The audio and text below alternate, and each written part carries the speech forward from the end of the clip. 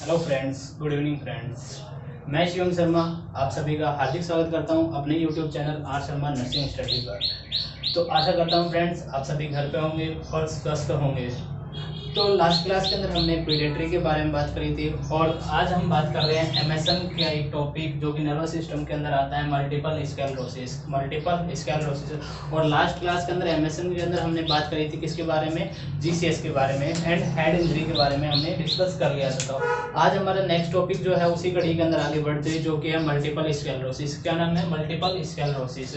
बहुत ही interesting topic है friends, तो आप प्लीज वीडियो को लास्ट तक देखिए और आप प्लीज वीडियो को है और जो चैनल को है आप लाइक सब्सक्राइब एंड शेयर करते रहिए ताकि हमारा नोटिफिकेशन जो है नेट अपने फ्रेंड्स को सर्कल को और आगे पहुंच सके। ठीक है फ्रेंड्स, तो आप इस वीडियो को लास्ट तक देखना ना भूलें क्योंकि बहुत इंटरेस्टिंग टॉपिक है और लास्ट तक बहुत सारे इंपॉर्टेंट क्वेश्चन है जो पुटअप किए जाएंगे और जो बहुत ही इंपॉर्टेंट क्वेश्चन है एज ए एम्स के तौर पे, जैसे कि एम्स में क्वेश्चन काफी पूछे जाएंगे, इसमें से बहुत इंटरेस्टिंग टॉपिक है। तो फ्रेंड्स आप देखते रहिए इस वीडियो को।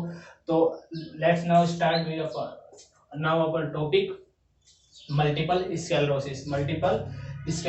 तो मल्टीपल स्क्लेरोसिस क्या होता है, इसके इंसिडेंस रेट कितना होता है, ठीक है, इसके जो माइलिन शीट है उसके फंक्शंस क्या हैं, ठीक है, इसकी पैथोफिजियोलॉजी क्या है, ठीक है, और डायग्नोसिस है, मैनेजमेंट है, इन सब के बारे में आज हम बात करने वाले हैं। ठीक है फ्रेंड, तो अपन अब आज का टॉपिक स्टार्ट करते हैं कि मल्टीपल स्क्लेरोसिस होता क्या है। तो फ्रेंड्स मल्टीपल स्क्लेरोसिस किसकी बात कर रहे हैं हम? Multiple sclerosis. मल्टीपल का मतलब क्या हो गया? मल्टीपल, बहुत सारी चीज। क्या हो गया? मल्टीपल का मतलब है बहुत सारा। और स्क्लेरोसिस का मतलब क्या होता है? यहाँ पे स्कार फॉर्मेशन। क्या होता है? स्कार फॉर्मेशन होना। क्या होना? स्कार फॉर्मेशन होना।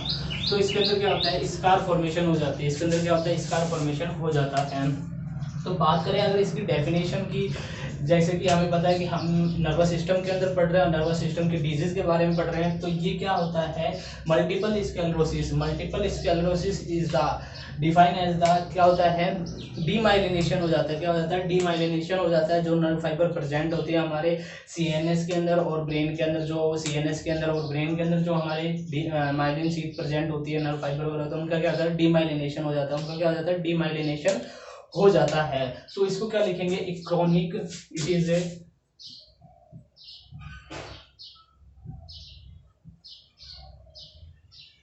chronic progressive degenerative disease in which demyelination of nerve fiber of the CNS and spinal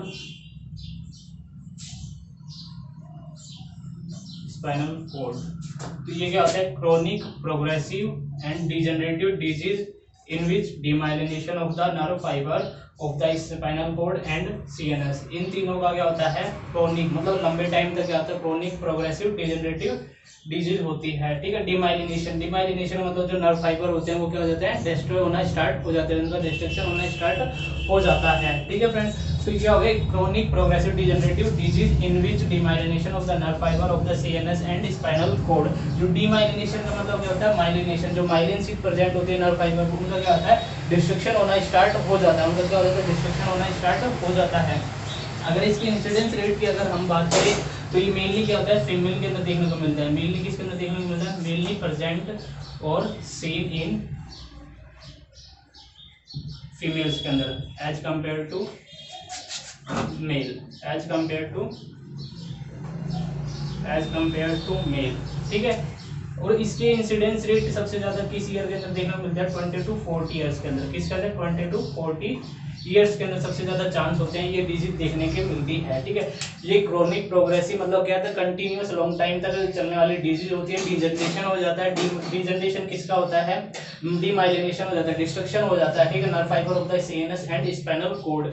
mainly किसके अंदर देखने को मिलती है? फीमेल के अंदर ज्यादा देखने को मिलती है। इसका कोज क्या है? मेन रीजन क्या है जो फीमेल के अंदर देखने को मिलता है? इसका अभी तक नोन नहीं है। 20 से 40 ईयर्स के जो पर्सन होते हैं वो मोस्टली अफेक्टेड होते हैं। ठीक है फ्रेंड्स, तो ये था क्या होता है, मैंने आपकी इसकी डेफिनेशन के बारे में बता दिया कि डेफिनेशन क्या होती है। एक बार मैं इसको आपको दिखाना चाहूंगा बाय द डायग्राम की डेमाइलिनेशन कैसे होता है। ठीक है, मैं आपको यहाँ पे डायग्राम बना रहा हूँ नर्व का। ठीक है, एक न्यूरॉन का डायग्राम बना रहा हूँ। किसका मैं डायग्राम बना रहा हूँ? न्यूरॉन का। तो न्यूरॉन का डायग्राम देखो, जैसे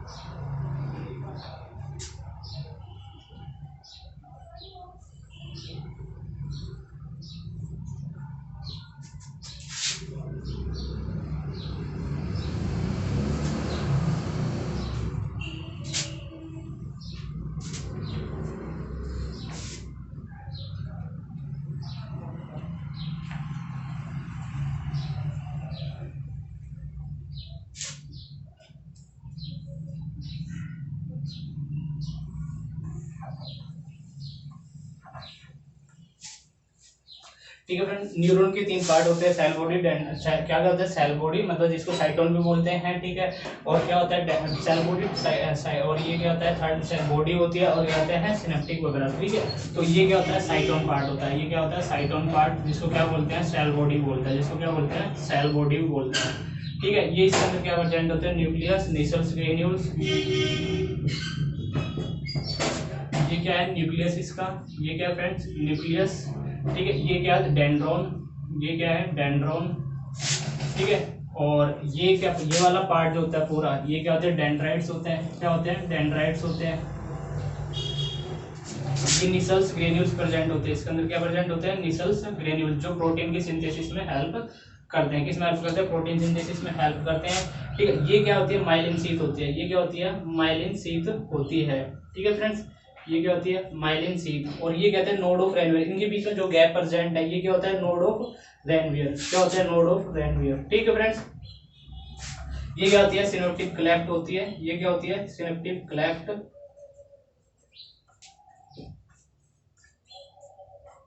जिसमें ये सिनेप्टिक नोब होते हैं, जिसमें न्यूरोट्रांसमीटर प्रेजेंट होता है। सिनेप्टिक नोब जिसमें न्यूरोट्रांसमीटर प्रेजेंट होता है। ठीक है, ये मैंने बता दिया। ठीक है, इसके भी क्या होता है न्यूक्लियस प्रेजेंट होता है माइलिन शीथ के अंदर भी। ठीक है, तो बात करें अपन क्या होता है, ये मैंने बताया आपको न्यूरॉन का एक डायग्राम बनाया मैंने, जिसमें डेंड्रोन, ये डेंड्रोन होते हैं पूरे पार्ट को डेंड्राइट्स बोल डेंड्रोन। ठीक है, और इसके अंदर जो ये निकले होते हैं नर्व फाइबर लाइक स्ट्रक्चर, इसको क्या बोलते हैं डेंड्राइट्स बोलते हैं। इनको क्या बोलते हैं डेंड्राइट्स बोलते हैं। ये पूरा पार्ट जो है ये क्या होता है साइटोन होता है, ये एक्सोन पार्ट होता है, ये क्या होता है एक्सोन पार्ट होता है। तो इसके 3 पार्ट है साइटोन, डेंड्रोन एंड एक्सोन। ठीक है, ये एक्सोन वाला पार्ट है, ये पूरा पार्ट क्या है एक्सोन पार्ट है। ये साइटोन जिसको सेल बॉडी बोलते हैं, इसके अंदर न्यूक्लियस साइट, इसके अंदर क्या क्या प्रेजेंट होते हैं न्यूक्लियस, माइटोकॉन्ड्रिया, निसल्स, ग्रेन्यूल्स वगैरह प्रेजेंट होते हैं। ठीक है, ये न्यूक्लियस हो गया। इसके अंदर ये क्या होता है माइलिन शीथ का होती है। ये क्या होती है माइलिन शीथ प्रेजेंट होती है यहाँ पे। ठीक है, इसके बीच में ये जो गैप होता है इसको क्या बोलते हैं नोड ऑफ रेनवियर। इसको क्या बोलते हैं नोड ऑफ रेनवियर। ये फ्रेंड्स यहाँ पे क्या करता है, ये क्या करता है इलेक्ट्रिकल इंपल्स के कंडक्शन में हेल्प करते हैं। माइलिन शीथ क्या करती है इलेक्ट्रिकल इंपल्स जो आती है नर्व इससे साइटोन से, वो क्या करती है उसके इलेक्ट्रिकल इंपल्स से कंडक्शन में हेल्प करता है। जैसे ऐसे मूव करा, जैसे मैं बताऊं आपको, जैसे यहाँ से इलेक्ट्रिकल इंपल्स आ रही है, ये मूव करी, ये फिर ऐसे मूव करती है, और फिर कहते हैं इसका कंडक्शन ऐसे टेक प्लेस करता है। ठीक है फ्रेंड्स, तो अब ये क्या है माइलिन शीथ यहाँ पे प्रेजेंट है, तो इसका क्या होता है फास्ट कंडक्शन होता है। ये यहाँ से मूव करेगी और यहाँ पे आएगी, यहाँ से मूव करेगी, यहाँ से नेक्स्ट वन पे जाएगी माइलिन शीथ पे। तो इसका क्या कर रहा है फास्ट कंडक्शन हो रहा है, एक तरीके से क्या हो रहा है फास्ट कंडक्शन हो रहा है। और अगर माइलिन शीथ नहीं, मान लो ये माइलिन शीथ मैंने हटा दी, यहाँ पे माइलिन शीथ नहीं है, तो जो इंपल्स आ रही है उसका कंडक्शन कैसे टेक प्लेस कर रहा है, यहाँ से इतना इतना रास्ता इसको मूव करना पड़ता है, पाथवे को मूव करना पड़ता है। लेकिन अगर माइलिन शीथ प्रेजेंट होगी तो डायरेक्ट क्या करता है direct one myelin sheath to next myelin sheath and next one move करती रहती है। तो इस तरीके से इसका क्या करता है फास्ट कंडक्शन टेक प्लेस करता है with the help of the myelin sheath. Myelin sheath का ये फंक्शन होता है। हम बात करें मल्टीपल स्क्लेरोसिस। मल्टीपल स्क्लेरोसिस में क्या होता है डीमाइलिनेशन हो जाता है। डीमाइलिनेशन का मतलब होता है डी का मतलब डिस्ट्रक्शन, और माइलिनेशन मतलब माइलिन शीथ जो होती है उसका क्या हो जाता है यहाँ पे डिस्ट्रक्शन होने लग जाता है। मैंने आपको बताया किस वे में होता है और इसका फंक्शन क्या होता है। ये एक डायग्राम बनाया मैंने एक नॉर्मल न्यूरॉन का, ठीक है, तो बता दिया आपको। इसके बाद में अगर हम बात करें फंक्शन की बात करें कि किसके फंक्शन की बात करें, अगर माइलिन शीथ के फंक्शन की बात करें, जैसे कि मैंने बताया आपको, एक तो क्या करता है फास्ट कंडक्शन करवाता है, function of the myelin sheath, function of myelin sheath. ठीक है फ्रेंड्स, एक तो क्या करता है, help in fast conduction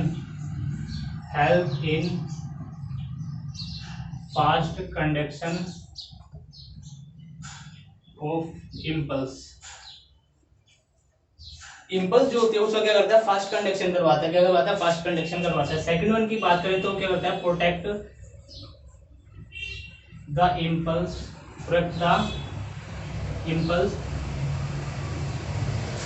from other impulse. क्या होता है, नर्व फाइबर। ठीक है फ्रेंड्स, तो एक तो क्या करता है, इम्पल्स क्या करता है, फास्ट कंडक्शन में हेल्प कर रहा है, और जो इम्पल्स आ रही है उसको क्या करता है, दूसरे इम्पल्स से क्या करता है, कनेक्ट करने में को उसको क्या करता है, दूर करता है। ठीक है, उससे क्या प्रोटेक्ट करता है। तो इसके दो मेन फंक्शन है माइलिन शीथ के, कि एक तो फास्ट कंडक्शन, दूसरा क्या करता है, दूसरे इम्पल्स जो होते हैं उसको क्या करता है, उससे प्रोटेक्ट करने का काम करता है। ठीक है फ्रेंड्स, ये माइलिन शीथ के फंक्शन मैंने आपको बता दिया। इसके बाद में अब अगर हम इसकी ईटियोलॉजी की बात करें, इसकी ईटियोलॉजी, इसकी मेन ईटियोलॉजी क्या है, इसके किस कारण से प्रोड्यूस होता है बॉडी के अंदर। तो aetiology of the myelin sheath, aetiology वैसे तो क्या आता है फ्रेंड्स, अननोन ईटियोलॉजी होती है। इसकी क्या होती है, अननोन ईटियोलॉजी होती है। अभी तक कोई मेन रीजन इसका फाइंड आउट नहीं किया जा सका है। ठीक है, अननोन। लेकिन अगर इसके रिस्क फैक्टर बहुत सारे होते हैं। रिस्क फैक्टर जैसे कि मैं आपको बताऊं, ऑटोइम्यून डिजीज,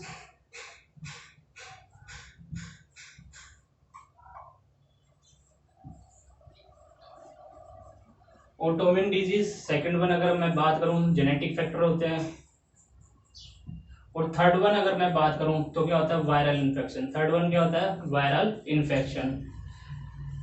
अब चलिए यहाँ पे हम वन बाय वन बात करते हैं कि ये कैसे रिस्पॉन्सिबल होते हैं। ऑटोइम्यून डिजीज, कोई भी ऑटोइम्यून डिजीज हुई वो क्या करती है, मल्टीपल स्क्लेरोसिस के फॉर्मेशन के लिए क्या करती है, एक रिस्क फैक्टर का काम करती है। ठीक है, सेकंड वन जो होता है जेनेटिक फैक्टर। जेनेटिक फैक्टर कैसे काम करते हैं, जेनेटिक फैक्टर में क्या होता है, जो जीन जो होते हैं, जीन के अंदर क्या होती है, अबनॉर्मलिटी देखने को मिलती है। जीन के अंदर अबनॉर्मलिटी कैसे देखने को मिलती है, जैसे मैं एग्जांपल के तौर पे बात करूं, इसके अंदर कैसे टेक प्लेस करता है, एक क्या होता है, क्लस्टर होता है। क्या कहते हैं, क्लस्टर बन जाता है इसके अंदर जो जीन जो होते हैं। जैसे एग्जांपल पे जीन जो है, जैसे क्या बोलते हैं, HLA, ह्यूमन ल्यूकोसाइट एंटीजन। जो ह्यूमन ल्यूकोसाइट एंटीजन जो होता है, क्या बोलते हैं, ह्यूमन ल्यूकोसाइट एंटीजन, जिसको शॉर्ट फॉर्म में हम क्या बोलते हैं, HLA। ये क्या बना लेता है, एक क्लस्टर बना लेता है। ये क्या बना लेता है, एक क्लस्टर बना लेता है। ठीक है, क्लस्टर बनने के कारण क्या होता है, ये जो क्लस्टर बनने के बाद में, क्लस्टर बोले तो जैसे क्लस्टर को हम क्या बोलते हैं, हैप्लोटाइप। क्लस्टर को क्या बोलते हैं, हैप्लोटाइप। इस क्लस्टर को क्या बोलते हैं फ्रेंड्स, हैप्लोटाइप। इस क्लस्टर को क्या बोलते हैं, हैप्लोटाइप। तो मैंने क्या बताया आपको, ये HLA क्या करता है, एक क्लस्टर बना लेता है, किसके ऊपर, सेल वॉल के ऊपर एक क्लस्टर बना लेता है। ठीक है, क्लस्टर बोले तो हैप्लोटाइप।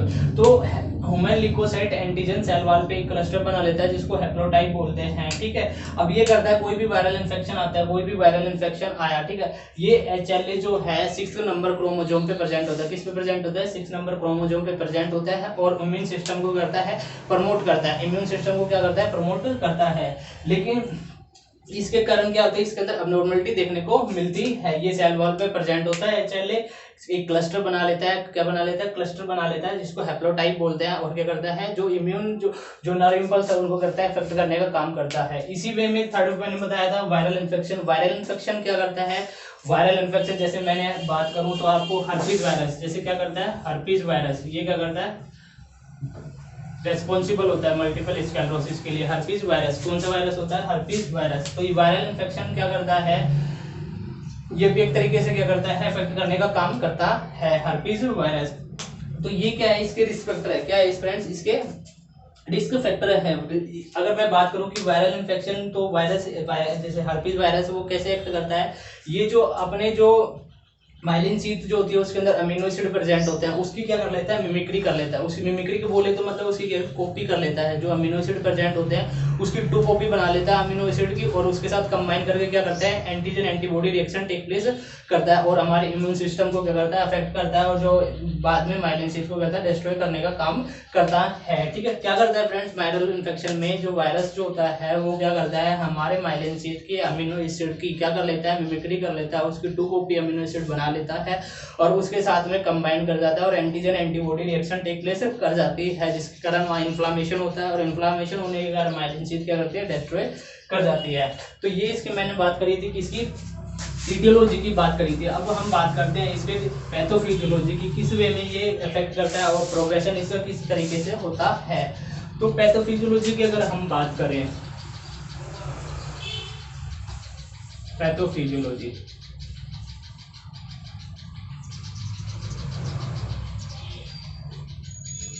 पैथोफिजियोलॉजी में क्या होता है, due to any aetiological factor, due to any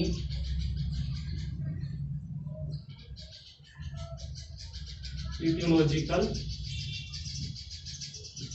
factor, कोई भी इटियोलॉजिकल फैक्टर के कारण क्या होगा, हमारी टी लिम्फोसाइट क्या कर जाएगी, एक्टिवेट कर जाएगी, क्या करेगी, कोई भी इटियोलॉजिकल फैक्टर के कारण, कोई भी इटियोलॉजिकल फैक्टर के कारण क्या होता है, जो टी लिम्फोसाइट होती है वो क्या होती है, ऑटो एक्टिव हो जाती है, क्या हो जाती है, ऑटो एक्टिव। ठीक है, automatic activation of T lymphocyte,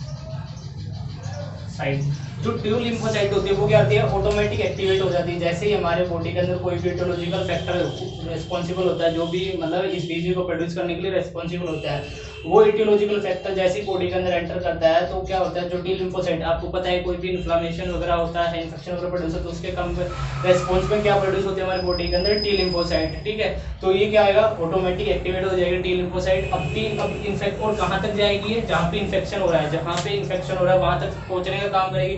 तो टी लिम्फोसाइट इन्फेक्शन का हो रहा है, सीएनएस के अंदर हो रहा है, किसके अंदर हो रहा है, सीएनएस के अंदर हो रहा है, तो ये क्या करेगी, सर्कुलेशन के थ्रू, सिस्टमिक सर्कुलेशन के थ्रू कहां पहुंच जाएगी, सीएनएस के अंदर। तो कहां पहुंचेगी, reach to the CNS via systemic circulation.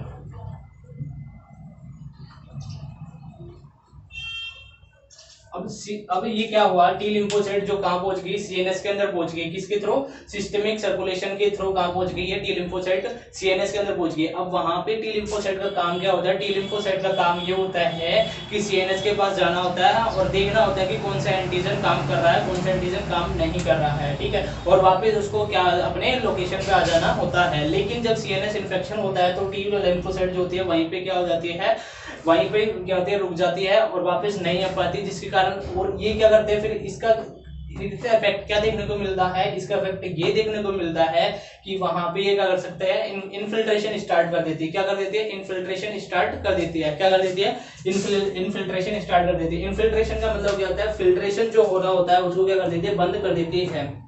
ठीक है, तो ये क्या करेगी, इन्फिल्ट्रेशन इनटू द सीएनएस, ये क्या काज करेगी, infiltration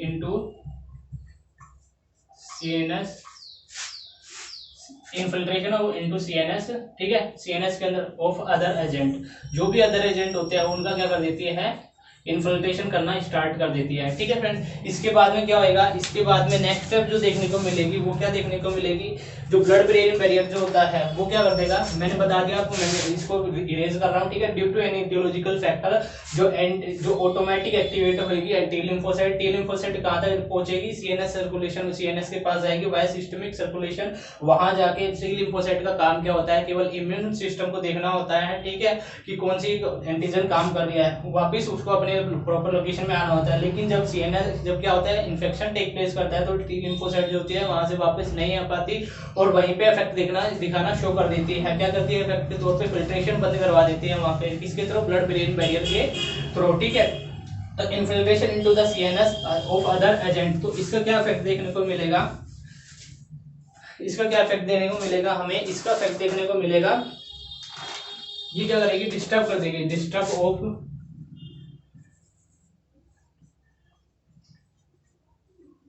disturb of blood brain barrier, ठीक है। जो ब्लड ब्रेन बैरियर जो होता है उसको क्या करते हैं, डिस्टर्ब। डिस्टर्ब का मतलब क्या होती है, डिस्ट्रैक्ट कर देती है, उसको खत्म कर देती है, ठीक है। जिसके कारण क्या देखने को मिलेगा, एंटीजन एंटीबॉडी रिएक्शन हमारे यहाँ पे टेक प्लेस करेगी। क्या टेक प्लेस करेगी, antigen antibody reaction take place. Antigen antibody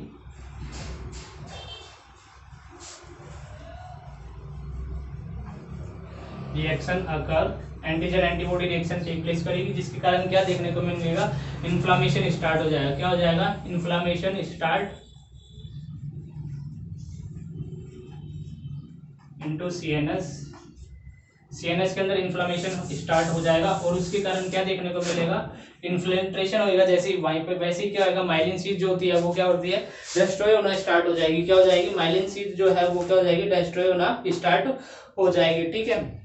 damage of myelin sheath, damage of myelin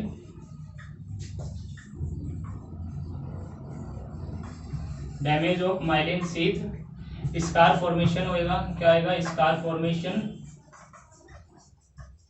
और अल्टीमेटली क्या कर देगी, मल्टीपल स्क्लेरोसिस प्रोड्यूस कर देगी बॉडी के अंदर, ठीक है फ्रेंड्स।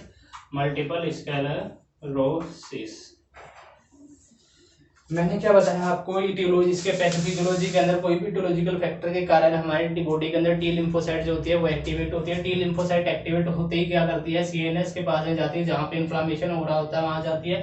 तो सीएनएस के अंदर इन्फ्लामेशन हो रहा है तो सिस्टमिक सर्कुलेशन के थ्रू सीएनएस के पास में जाती है और वहाँ पे क्या करती है, एंटीजन को क्या करती है, स्टिमुलेट करती है, एंटीबॉडी को स्टिमुलेट करती है और उसको वापस आना होता है। लेकिन जब इन्फ्लामेशन होता है वहाँ पे, तो इन्फ्लेमेशन की जगह पे वहाँ पे टी लिम्फोसाइट जो होते हैं वापस नहीं आ पाती है और वो क्या करती है, इन्फिल्ट्रेशन स्टार्ट कर देती है। मतलब फिल्ट्रेशन जो होता है अदर एजेंट का वो बंद कर देती है, जिसके कारण क्या होता है, ब्लड ब्रेन बैरियर जो होता है डिस्टर्ब हो जाता है, डिस्टर्ब हो जाता है, डिस्टर्ब होना स्टार्ट हो जाता है। जब ब्लड ब्रेन बैरियर डिस्टर्ब होना स्टार्ट हो जाता है तो हमारी बॉडी के अंदर क्या टेक प्लेस करता है, antigen antibody reaction take place करती है। एंटीजन एंटीबॉडी रिएक्शन जैसे ही स्टार्ट होएगी वहाँ पे इन्फ्लामेशन होएगा और इन्फ्लामेशन होते ही क्या होएगा, वहाँ पे जो माइलिन शीथ है हमारी वो क्या हो जाएगी, डिस्ट्रॉय होना, डैमेज होना स्टार्ट हो जाएगी, स्कार फॉर्मेशन होगी और अल्टीमेटली क्या होगा, करेगी मल्टीपल स्क्लेरोसिस। तो ये थी pathophysiology of the multiple sclerosis. इसके बाद हम बात करते हैं इसके साइन सिम्टम्स की। साइन सिम्टम्स क्या क्या दिखाई देंगे, ठीक है फ्रेंड्स। तो इसके साइन सिम्टम्स जो है वो डिपेंड करते हैं कि सीएनएस के अंदर कौन सा पार्ट इफेक्ट हो रहा है, कि नर्व, कौन सी नर्व इफेक्ट हो रही है, किस पे सबसे ज्यादा इफेक्ट देखने को मिल रहा है, उसके बेस पे क्या करता है, इसके साइन सिम्टम डिपेंड करते हैं। तो इसके बारे में, तो इसके मेनली सिम्टम जो होते हैं वो क्या होते हैं, 4 होते हैं। कौन कौन से, मोटर सिम्टम,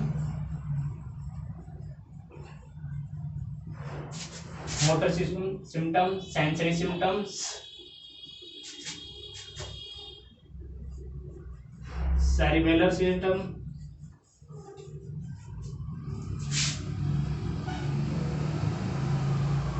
और इमोशनल सिस्टम।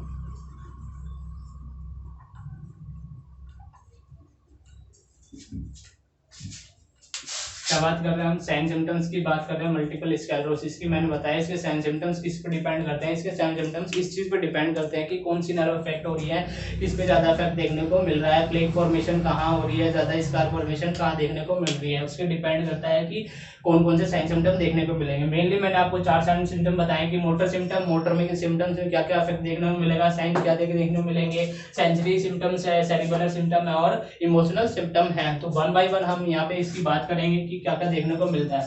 अगर मैं बात करूँ फर्स्ट वन मोटर सिम्टम्स की, किसकी बात करूँ, मोटर सिम्टम्स की बात करूँ, तो मोटर सिम्टम्स में क्या होता है, मोटर सिम्टम मैंने बताया कि नर्व इंपल्स का क्या है, कंडक्शन नहीं हो पा रहा है, जिसके कारण इंपल्स जो आ रही थी, जो फास्ट कंडक्शन हो रहा था उसका, वो क्या करे, स्लो हो गया है। तो उसके कारण जो मोटर सिम्टम दिखाई देंगे वो कौन कौन से दिखाई देंगे। अगर मैं यहाँ पे बात करना चाहूँ मोटर सिम्टम्स की, तो मोटर सिम्टम्स जैसे अगर हम बात करना चाहें, यहाँ पे मैंने आपको बताया, एक तो क्या देखने को मिलता है, यहाँ पे पैरालिसिस देखने को मिलेगा। क्या मिलेगा,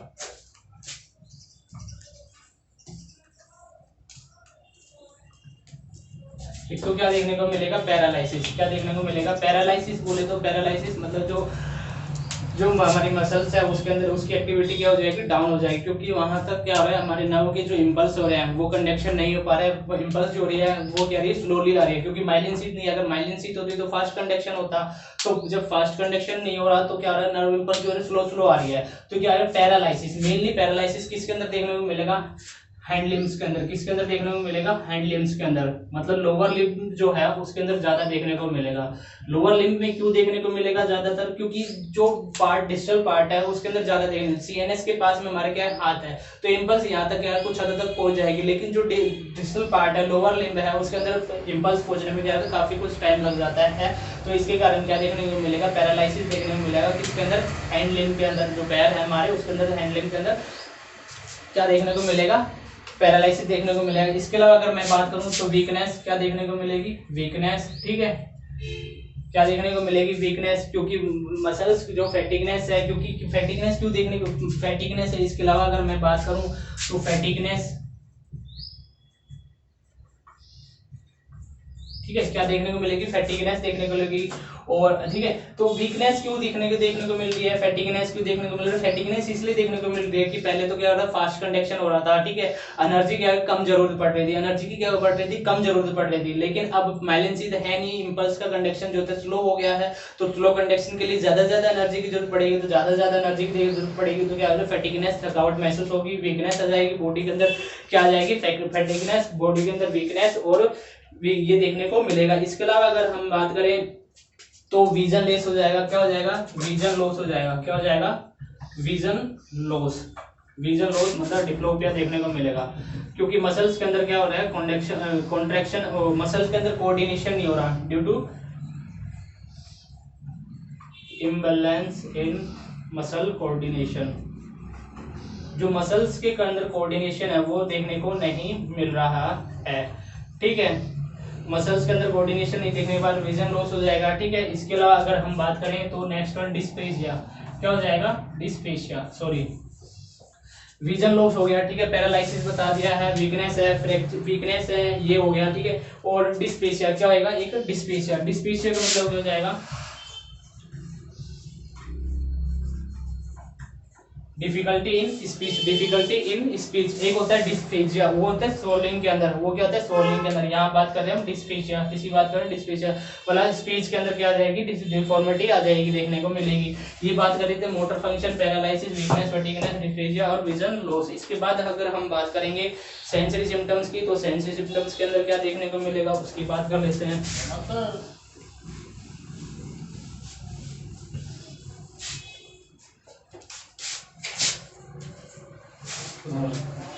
सेंसरी सिम्टम्स किसकी बात करते हैं, सेंसरी सिम्टम्स,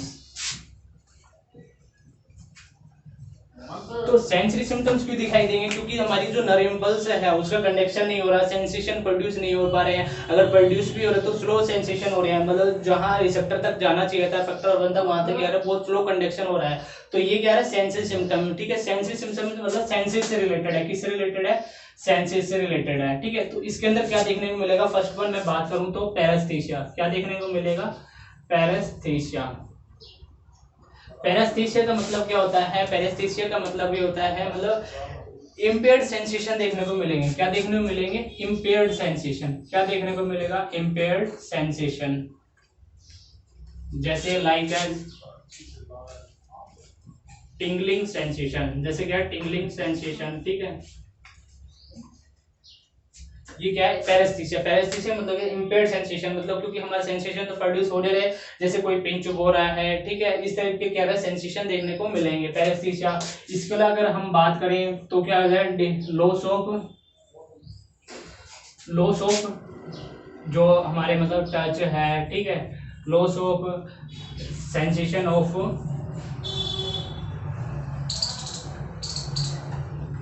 टच है, टेम्परेचर है, ठीक है, इन सब का क्या रहेगा, सेंसेशन क्या हो जाएंगे, लॉस हो जाएंगे, इसके सेंसेशन क्या हो जाएंगे, लॉस हो जाएंगे। इसकी बात करें तो lack of taste and hearing, lack of taste and hearing, lack of taste and hearing, lack of taste and hearing, ये सब क्या आता है इसके अंदर देखने को मिलेगा। इसके अलावा अगर हम बात करें तो इसके अंदर एक इंपॉर्टेंट साइन देखने को मिलता है, इंपॉर्टेंट साइन क्या होता है, लेहरमेट साइन, क्या बोलते हैं, लेहरमेट sign, LHER MITT लेहरमिट sign.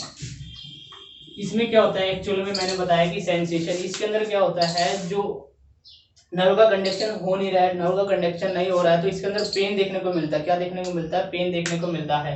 Pen कहाँ देखने को मिला? जो हमारा हेड रीजन होता है नेक के पास में, यहाँ से पेन क्या होता है, स्पाइन से पेन स्टार्ट होता है और पेन स्टार्ट होकर रेडिएट होता है किसके अंदर? नेक के अंदर होता है। नेक के अंदर इस पार्ट के अंदर और लोअर लिम्ब के अंदर क्या होता है? सर्कुलेट करता है। तो क्रोनिक पेन देखने को मिलता है यहाँ पे। इस साइन को क्या बोलते हैं? लेहरमिट साइन बोलते हैं। क्या बोलते हैं? लेहरमिट साइन बोलते हैं। ठीक है फ्रेंड्स, तो इसके बारे में मैंने बता दिया आपको, ठीक है, और इसके बारे में बात बता दिया। इसके बाद बात करते हैं सेरिब्रल सिम्टम्स। इसकी बात करते हैं, सेरिब्रल सिम्टम्स की बात करते हैं कि सेरिब्रल सिस्टम कौन कौन से देखने को मिलते हैं।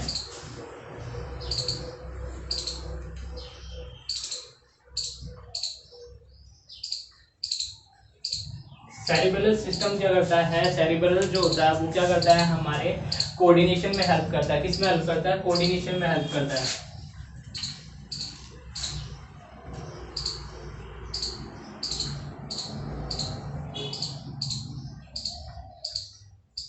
मूवमेंट एंड कोऑर्डिनेशन में हेल्प करता है। किस में हेल्प करता है? कोऑर्डिनेशन एंड मूवमेंट में हेल्प करता है। मतलब जब हम मूव करते हैं तो उसका कोऑर्डिनेट करने में हेल्प करता है। अब सेरिब्रल सिस्टम तो कोऑर्डिनेशन में हेल्प करता है, तो हमारे जो मूवमेंट है उसकी क्या, वो मूवमेंट क्या कर जाएगा? डिक्रीज कर जाएगा। तो इसके कारण क्या देखने को मिलता है?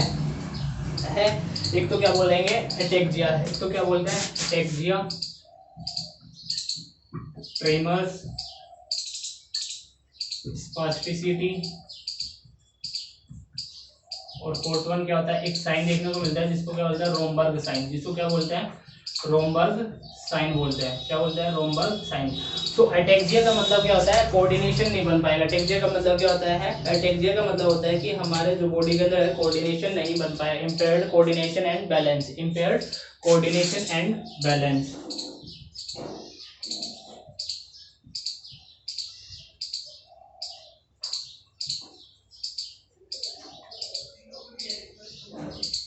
इसके अलावा ट्रिमर्स देखने को मिलेंगे। क्या देखने को मिलेगा? ट्रिमर्स देखने को मिलेंगे। स्पास्टिसिटी, मसल्स जो है, मसल्स के अंदर बहुत ज्यादा कॉन्ट्रैक्शन देखने को मिलेगा। सॉरी, मसल्स के अंदर स्टिफनेस डेवलप होगी। क्या डेवलप होगी? स्टिफनेस, क्योंकि कॉन्ट्रैक्शन नहीं हो रहा है। ठीक है, और इसके अलावा रोमबर्ग साइन। ये क्या होता है? रोमबर्ग साइन, ये बहुत ही इंपॉर्टेंट टॉपिक है, इंपॉर्टेंट साइन है कि रोमबर्ग साइन एक्चुअल में होता क्या है। तो रोमबर्ग साइन जो होता है वो किसलिए करते हैं? जो गेट हमारा इम्बैलेंस डेवलप है, गेट के अंदर जो हमारा मूवमेंट है वो प्रॉपर नहीं हो पा रहा है, तो उस गेट को फाइंड आउट करने के लिए जिस साइन का यूज करते हैं, जिस टेस्ट का यूज करते हैं, उसको क्या बोलते हैं? रोमबर्ग साइन बोलते हैं। तो इसको क्या, इससे क्या करते हैं? फाइंड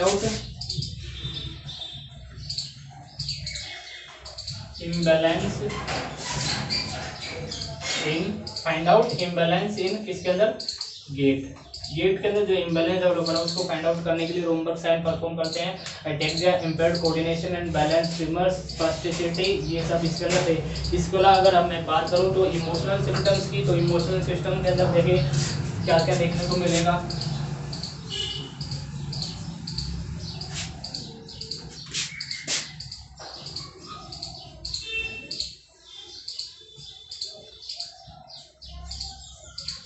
डिप्रेशन है, एंजाइटी, ठीक है, मूड एलिवेशन,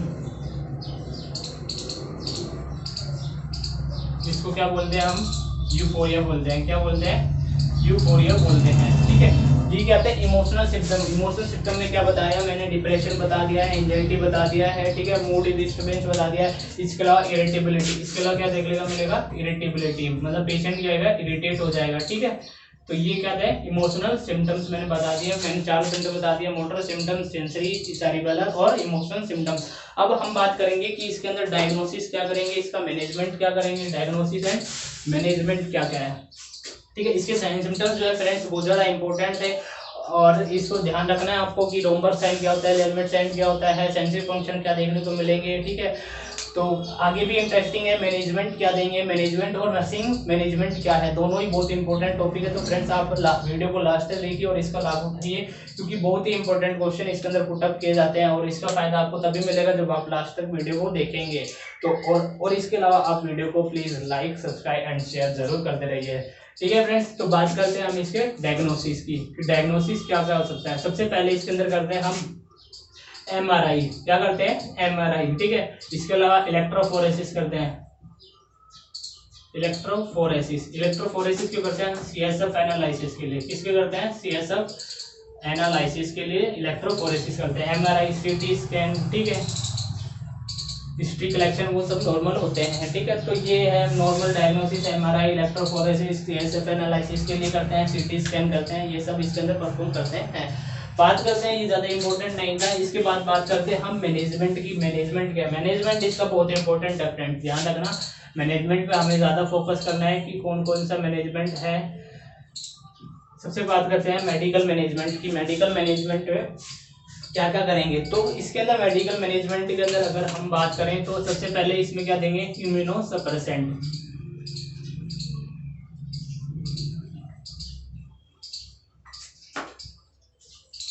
क्या प्रोवाइड करेंगे, इम्यूनो सप्रेसेंट। जो इम्यून सिस्टम जो हमारा जो हाईली एक्टिव हो रहा था, जिसकी कारण इन्फ्लेमेशन देखने को मिल रहा था, तो उसको सप्रेस करने के लिए क्या देंगे हम यहाँ पे, इम्यूनो सप्रेसेंट। क्या प्रोवाइड करेंगे, इम्यूनो सप्रेसेंट। तो इम्यूनो सप्रेसेंट में कौन कौन सी मेडिसिन यहाँ पे हम देंगे, इसके अंदर इम्यूनो सप्रेसेंट में देंगे, एक तो क्या देंगे, माइकोफेनोलेट। क्या प्रोवाइड करेंगे, माइकोफेनोलेट। इसके अलावा एक और देते हैं एजेथियोपेन। क्या देते हैं, एजेथियोपेन, ठीक है फ्रेंड्स। तो इसके अंदर ये बात कर रहे थे हम इम्यूनो सप्रेसेंट, जिसमें मिको क्या देते हैं, एक तो माइकोफेनोलेट और दूसरा क्या था, एजेथियोपिन। क्या देते हैं, एजेथियोपिन देते हैं, ठीक है। इसके अंदर बात करें दूसरा इम्यूनो सप्रेसेंट, ठीक है। दूसरा क्या होता है, कोर्टिकोस्टेरॉइड प्रोवाइड करेंगे। क्या देंगे, कोर्टिकोस्टेरॉइड, ठीक है। कोर्टिकोस्टेरॉइड में दूसरा कोर्टिकोस्टेरॉइड के अंदर अगर बात करें कि कौन सी मेडिसिन देंगे, तो इसके अंदर क्या करते हैं, बीटामिथासोल। क्या प्रोवाइड करते हैं, बीटामिथासोल और प्रेडेनिसोल। क्या देते हैं, प्रेडेनिसोल, ठीक है। ये कोर्टिकोस्टेरॉइड प्रोवाइड करते हैं। क्या प्रोवाइड करते हैं, कोर्टिकोस्टेरॉइड प्रोवाइड करते हैं। इसके अलावा अगर और मैं बात करूं तो सीएनएस स्टिमुलेंट देते हैं। क्या देते हैं, सीएनएस स्टिमुलेंट। सीएनएस स्टिमुलेंट में क्या देते हैं, सीएनएस स्टिमुलेंट के अंदर अगर मैं बात करूं तो सीएनएस स्टिमुलेंट क्या देते हैं, एटोमेक्जिटोन। क्या देते हैं, एटोमेक्जिटेन, ठीक है। इसके अलावा और मैं बात करूं इम्यूनो सप्रेसेंट में माइकोफेनोलेट है, एजेथियोपिन है, कोर्टिकोस्टेरॉइड, बीटामिथासोल, प्रेडेनिसोलोन। सीएनएस स्टिमुलेंट होता है जिसमें एटोमेटाइन देते हैं, ठीक है। और अगर बात करूं मैं इसके अलावा तो इसके अंदर इसके अलावा और बात करें तो इसके अंदर कोर्टिकोस्टेरॉइड और क्या देते हैं, कोलिनर्जिक और एंटी कोलिनर्जिक ड्रग देते हैं। कौन कौन, cholinergic and anti cholinergic drug provide करते हैं। कौन कौन से ड्रग प्रोवाइड करते हैं, cholinergic and anti cholinergic drug provide करते हैं। जो कोलिनर्जिक ड्रग जो देते हैं, कोलिनर्जिक ड्रग देते हैं इन रिटेंशन के अंदर। किसके अंदर देते हैं, रिटेंशन के अंदर, ठीक है। और ये कहते हैं इनकॉन्टिनेंस के अंदर।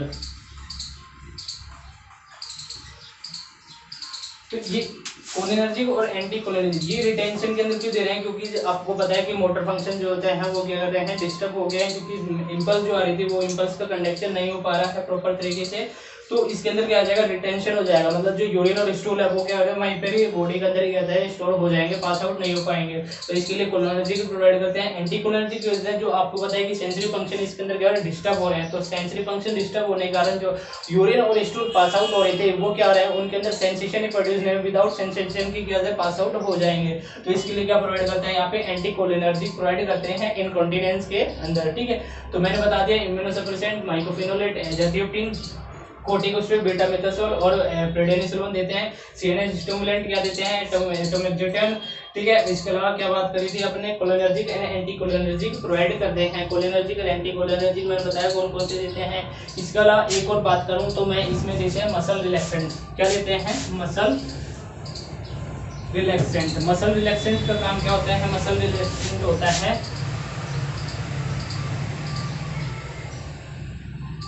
मसल रिलैक्सेंट की बात करें तो मसल रिलैक्सेंट कौन सा देते हैं, डायज़ापाम। कौन सा देते हैं, डायज़ापाम, ठीक है फ्रेंड्स, डायज़ा।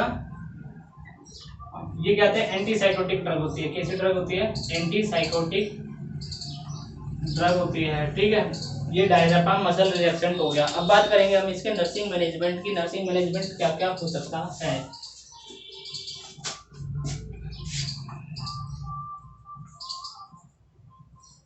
नर्सिंग मैनेजमेंट में बात करें कि नर्सिंग मैनेजमेंट क्या है। एक तो क्या है, पेशेंट को सेफ्टी मेजर प्रोवाइड करेंगे, provide safety measure to patient, क्योंकि पेशेंट ये क्या रहा है, फॉल डाउन होने के ज्यादा चांस रहेंगे, ठीक है, क्योंकि उसके अंदर सेंसेशन ही नहीं है, पता ही नहीं चल रहा कि वो क्या कर रहा है क्या नहीं कर रहा। तो सेफ्टी मेजर क्या करेंगे, प्रोवाइड करेंगे पेशेंट को। Prevent from the patient from injury, patient को क्या करेंगे, इंजरी से प्रोटेक्ट करेंगे, ठीक है।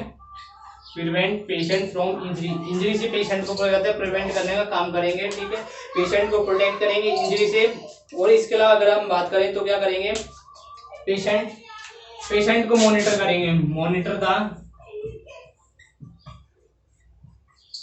पेशेंट फ्रॉम कॉम्प्लिकेशन,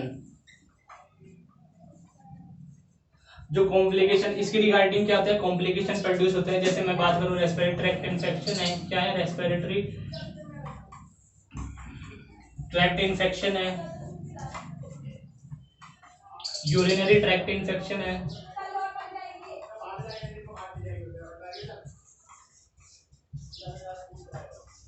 ये सब क्या होते हैं इसके अंदर देखने को मिलते हैं। Respiratory tract infection, urinary tract infection इसके अंदर देखने को मिलते हैं। इसका कॉम्प्लिकेशन होते हैं, इससे प्रोटेक्ट करेंगे पेशेंट को, ठीक है, और मॉनिटर करने का काम करेंगे, प्रोवाइड करेंगे सेफ्टी मेजर, ठीक है, प्रिवेंट करेंगे पेशेंट को इंजरी से और पेशेंट को कॉम्प्लिकेशन से प्रिवेंट करने की कोशिश करेंगे, ठीक है। इसके बाद में अगर मैं बात करूं कि डाइट कौन कौन सी प्रोवाइड करेंगे, तो डाइट के अंदर सबसे ज्यादा इंपॉर्टेंट होता है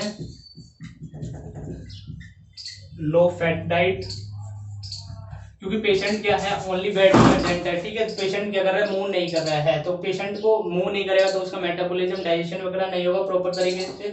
तो पेशेंट को क्या देंगे, लो फैट डाइट देंगे, high fibre diet, high fibre diet, high fibre high protein diet, and इसके अलावा हाई लिक्विड डाइट हम इसको क्या करेंगे, प्रोवाइड करेंगे, ठीक है। अगर मैं बात करूं डाइट की, तो डाइट में क्या था, low fat diet, high fibre diet और high protein diet and high liquid diet. केवल लो फैट डाइट देंगे क्योंकि पेशेंट क्या कर रहा है, पेशेंट केवल बेड पे प्रेजेंट है, उसके अंदर कोई मूवमेंट नहीं हो रहा है, तो इसका फैट का मेटाबॉलिज्म प्रॉपर तरीके से नहीं हो पाएगा, ठीक है, और रिटेंशन हो रहा है उसके अंदर पहले से ही, तो फैट डाइट कम देंगे। तो फाइबर डाइट, प्रोटीन डाइट क्या करेगी, इम्यून सप्रेशन, इम्यूनिटी बढ़ाएगी, हमारी बॉडी के अंदर क्या बढ़ाएगी, इम्यूनिटी बढ़ाएगी। High protein diet, high liquid diet digestion जो होता है, मेटाबॉलिज्म जो है वो प्रॉपर तरीके से हो जाएगा, ठीक है फ्रेंड्स। तो ये था overall about the multiple sclerosis. आपको याद रखना है कि मल्टीपल स्क्लेरोसिस होता है एक तो, और एक क्या था, मल्टीपल माइलोमा। मल्टीपल माइलोमा होता है प्लाज्मा सेल का कैंसर होता है, ठीक है, जो ऑन्कोलॉजी में है। और ये है मल्टीपल स्क्लेरोसिस, नर्वस सिस्टम की डिजीज, जिसमें माइलिनेशन शीट का क्या होता है, डीमाइलिनेशन हो जाता है। तो फ्रेंड आज हमने इसमें बात करी डेफिनेशन की, इसके अंदर एक्चुअल होता क्या है, क्रोनिक प्रोग्रेसिव डिजेनरेटिव डिजीज होती है जिसमें डीमाइलिनेशन होता है सीएनएस और ब्रेन के माइलिन शीथ का फंक्शन बता दिया, फास्ट कंडक्शन करवाता है, ठीक है, और इम्पल्स को अदर इम्पल्स से कनेक्ट होने में प्रिवेंट करता है, ठीक है। इसके अलावा मैंने आपको बता दिया कि इसके एटियोलॉजी क्या आती है, अननोन एटियोलॉजी है, रिस्क फैक्टर के अंदर ऑटोइम्यून डिजीज हो सकती है, जेनेटिक फैक्टर हो सकते हैं, एचएलए बता दिया मैंने, क्रोमोसोम नंबर 6 पे प्रेजेंट होता है, ठीक है, सेल वॉल पे प्रेजेंट होता है, क्रोमोसोम नंबर 6 पे जीन एब्नॉर्मलिटी देखने को मिलती है, ठीक है। इसके अलावा और थर्ड वन मैंने बात करी थी, वायरल इन्फेक्शन, हर्पीस वायरस बता दिया था, मिमिक्री कर देता है, हमारे जो माइलिन शीथ के अमीनो एसिड होते हैं उसके साथ में मिमिक्री कर देता है। पैथोफिजियोलॉजी बता दी, कैसे इटियोलॉजिकल फैक्टर रेस्पॉन्सिबल होते हैं, टी माइलिन डी लिम्फोसाइट है, ऑटोरेक्टिव होता है और बॉडी के अंदर सिस्टमिक सर्कुलेशन की थ्रू सीएनएस के अंदर एंटर करता है, वहां पे इन्फिल्ट्रेशन कॉज करता है, ब्लड ब्रेन बैरियर जो होता है डिस्ट्रॉय हो जाता है, डिस्टर्ब कर देता है, जिसके कारण जो होता है एंटीजन एंटीबॉडी रिएक्शन होने के बाद इन्फ्लेमेशन स्टार्ट होता है और स्कार फॉर्मेशन होता है, बिकॉज माइलिन शीथ डिस्ट्रॉय हो जाती है और फाइनली मल्टीपल स्क्लेरोसिस देखने को मिलता है। इसके अलावा मैंने बात करी थी इसके बाद में साइन सिम्टम्स, जो कि मोटर सिम्टम बता दिए थे, motor symptoms, sensory symptoms, cerebellar symptoms और इमोशनल सिम्टम। सबसे ज्यादा इंपॉर्टेंट दो साइन थे इसके अंदर, लेरमिट साइन था और एक क्या था, रोमबर्ग साइन था। लेरमिट साइन मैंने बताया था कि गेट जो इम्बैलेंस होता है उसको फाइंड आउट करने के लिए चेक करते हैं लेम्बर्ग सॉरी लेनवर्ड साइन होता है वो किस लिए होता है, वो जो हमारी स्पाइन से क्या होता है पेन रेडिएट होता है इनटू द नेक और नेक के अंदर और लोअर लिम्ब के अंदर, उस चीज़ को फाइंड आउट करने के लिए क्या करते हैं लेनवर्ड साइन देखते हैं। रोम्बल साइन होता है गेट के इम्बैलेंस जो डेवलप हो रहा है उसको चीज़ को फाइंड आउट करने के लिए रोम्बल साइन करते हैं। इसके बाद बात करी थी मैंने आपको डायग्नोसिस सीटी एमआरआई होता है। इसके अलावा मैनेजमेंट में बात करी थी कि इम्यूनोसप्रेसेंट देते हैं। इम्यूनोसप्रेसेंट के अंदर मैंने बता दिया था आपको कि माइकोफिनोलेट होता है और क्या था अजाथियोफिन देते हैं। इसके अलावा मैंने बात करी कोर्टिकोस्टेरॉइड में मैंने बताया आपको कि बीटामिथासोल है, प्रेडनिसोलोन है। इसके अलावा मैंने बात करी थी कि सीएनएस स्टिमुलेंट में कहते हैं टेम्पीमेथोन देते हैं। इसके अलावा बात करी थी मसल रिलैक्सेंट, जो मसल्स जो रिलैक्सेंट है उसके लिए क्या कौन से ड्रग प्रोवाइड कर रहे थे हम, एंटीसाइकोटिक ड्रग जिसका नाम था डायजापाम प्रोवाइड करते हैं, ठीक है। और इसके अलावा मैंने थर्ड लास्ट वन जो बात करी थी कोलिनर्जिक एंटी कोलिनर्जिक बता दिया था मैंने बताया। उसके बाद में नर्सिंग मैनेजमेंट, पेशेंट को इंजरी से प्रोटेक्ट करेंगे, कॉम्प्लिकेशन से प्रोटेक्ट करेंगे, मॉनिटर करेंगे उसके कॉम्प्लिकेशन को, आरटीआई यूटीआई वगैरह बताया था। इसके अलावा मैंने डाइट बता दी कि डाइट क्या होती है। डाइट लो फैट डाइट प्रोवाइड करेंगे क्योंकि पेशेंट कहता है मूवमेंट नहीं कर रहा, पेशेंट मूवमेंट नहीं कर रहा तो फैट का मेटाबॉलिज्म जो होता है बहुत स्लो टेक प्लेस करेगा, ठीक है। तो इसके अलावा high fibre, high protein, high liquid diet provide करेंगे। हाई प्रोटीन इम्यूनिटी प्रोवाइड करेगा, ज़्यादा से ज़्यादा high liquid diet protein food के डाइजेशन में प्रॉपर हेल्प करेगा, ठीक है। तो फ्रेंड्स ये था बहुत ही इंपॉर्टेंट टॉपिक मल्टीपल स्क्लेरोसिस, मैंने आपको कंप्लीट बता दिया है। तो फ्रेंड्स आपको प्लीज़ मेरी video like share and subscribe करिए और इसको आगे शेयर करते रहिए ताकि हमारे नोटिफिकेशन जो है नेक्स्ट स्टूडेंट तक भी पहुंच सके, ठीक है फ्रेंड्स। और प्लीज़ कमेंट करके आप हमारे कमेंट बॉक्स में बताइए कि आपको हमारा वीडियो कैसे लगा और अगर आपको कोई क्वेश्चन पुट अप हो रहे हैं अब मेरे इस टॉपिक के रिगार्डिंग तो आप प्लीज़ कमेंट बॉक्स में कमेंट करके पूछ सकते हैं मुझसे, ठीक है फ्रेंड्स। थैंक यू फ्रेंड्स, मिलते हैं अपन अपने नेक्स्ट वीडियो के अंदर। इतने थैंक यू फ्रेंड्स।